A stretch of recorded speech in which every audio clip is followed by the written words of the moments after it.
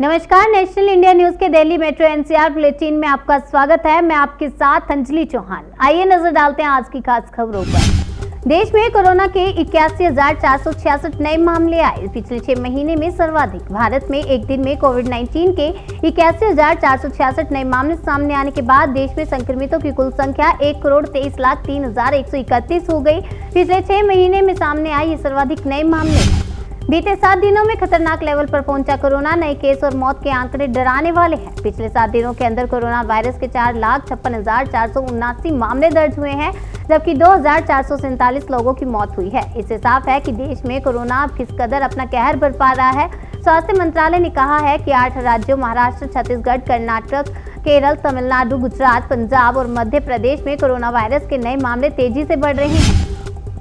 Corona vaccine के मामले में भारत का रिकॉर्ड 12 घंटे में 36 लाख से ज्यादा लोगों को लगा टीका। देश में कोरोना वायरस के बढ़ते मामलों के बीच केंद्र सरकार ने वैक्सीनेशन की रफ्तार तेज कर दी है। कल एक ही दिन में 36,71,242 लोगों को कोरोना वैक्सीन लगाई गई, जो कि एक रिकॉर्ड है। पुलवामा के काकापोरा में सुरक्षा बलों ने 3 आतंकियों को किया ढेर, ठिकाना भी उड़ाया। आतंकियों के पास से भारी मात्रा में गोले बारूद बरामद हुए हैं। फिलहाल इलाके में सर्च ऑपरेशन चलाया जा रहा है। सुरक्षा के मद्देनजर प्रशासन ने पुलवामा में इंटरनेट सेवा बंद कर दी है। सुरक्षा बलों को काकापोरा के संबोरा गांव में आतंकियों के छिपे होने की जानकारी मिली थी। इसके बाद जब सुरक्षा बलों ने इलाके में सर्च ऑपरेशन चलाया तो आतंकियों ने गोलीबारी शुरू कर दी।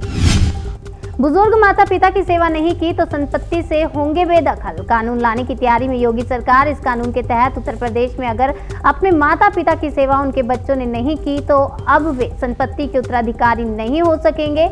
राज्य विधि आयोग ने बुजुर्ग नागरिकों का भरण पोषण और कल्याण अधिनियम 2007 की नियमावली में बदलाव करने का प्रस्ताव सरकार को दिया है। HDFC ने बढ़ा दी FD पर ब्याज दर। अब मिलेगा बढ़िया रिटर्न। नई ब्याज दरें 30 मार्च से ही प्रभावी हो गई हैं। HDFC लिमिटेड ने यह कदम ऐसे समय में उठाया है जब बैंक फिक्स्ड डिपॉजिट पर ब्याज दरें कम कर रहे हैं। यूपी से अब सीधे मिलेगी कुल्लू, मनाली व मंडी जाने के लिए बसें। हिमाचल की हसीन वादियों की सैर करने वाले यूपी के पर्यटकों को प्रदेश की योगी सरकार ने बड़ा तोहफा दिया है। यूपी के पर्यटक अब तकरीबन हर शहर से परिवहन विभाग की बस से सीधे हिमाचल जा सकेंगे।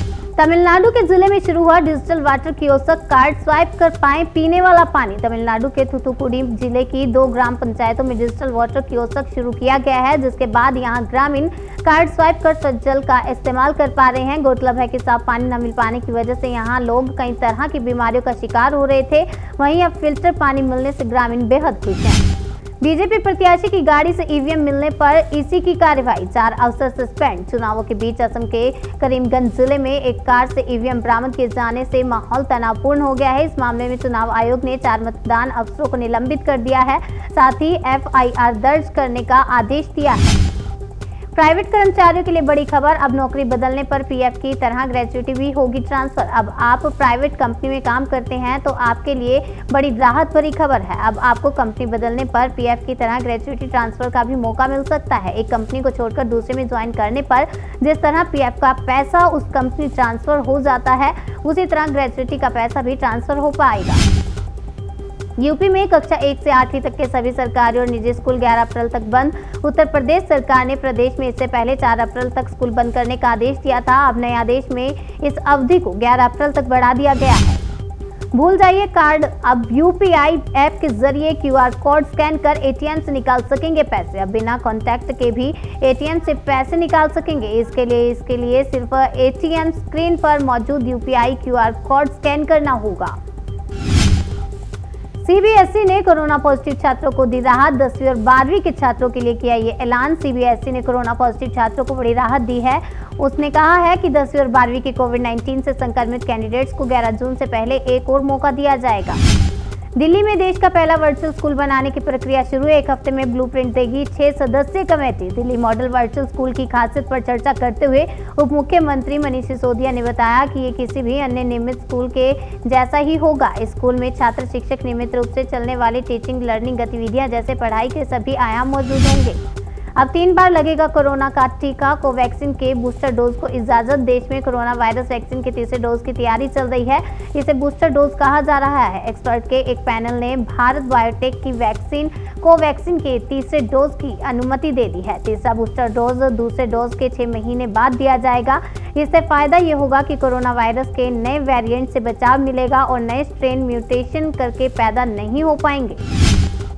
तमिलनाडु में बोले पीएम मोदी, कांग्रेस और डीएमके अपने झूठ को काबू करें क्योंकि लोग बेवकूफ नहीं हैं। आज पीएम मोदी तमिलनाडु और केरल में 4 रैलियां करके जब वापस दिल्ली लौटेंगे तब तक 36 घंटे में 5000 किलोमीटर का सफर तय कर चुके होंगे। तमिलनाडु और केरल में 6 अप्रैल को विधानसभा चुनाव होने हैं। अमरनाथ यात्रा के लिए रजिस्ट्रेशन शुरू। बेहतर व्यवस्था की मांग को लेकर शिवसेना ने जम्मू में किया प्रदर्शन। इस साल अमरनाथ तीर्थ यात्रा 28 जून से 22 अगस्त तक चलेगी। बोर्ड ने इस साल की यात्रा के लिए यात्रियों की संख्या भी बढ़ाई है। दैनिक संख्या 7500 से बढ़ाकर 10,000 करने का फैसला भी किया है। डीआरडीओ ने तैयार की सेना के जवानों के लिए हल्की बुलेट प्रूफ जैकेट। चंडीगढ़ में हुआ सफल परीक्षण। अंतर्राष्ट्रीय बाल पुस्तक दिवस डैनिश लेखक और कवि हंस क्रिश्चियन एंडरसन के 2 अप्रैल को जन्मदिन पर मनाया जाता है। इस दिन का उद्देश्य बच्चों के विकास और शिक्षा में पढ़ने की शक्ति और पुस्तकों की भूमिका को पहचानना। नोएडा से अक्षरधाम का सफर होगा आसान। नए फ्लाईओवर के शुरू होने से घटेगी दूरी। 5 सालों के इंतजार के बाद बारापुला फेज 3 परियोजना के तहत दिल्ली में यूपी लिंक रोड पर बने क्लोवर लीफ फ्लाईओवर अगले सप्ताह से चालू हो जाएंगे।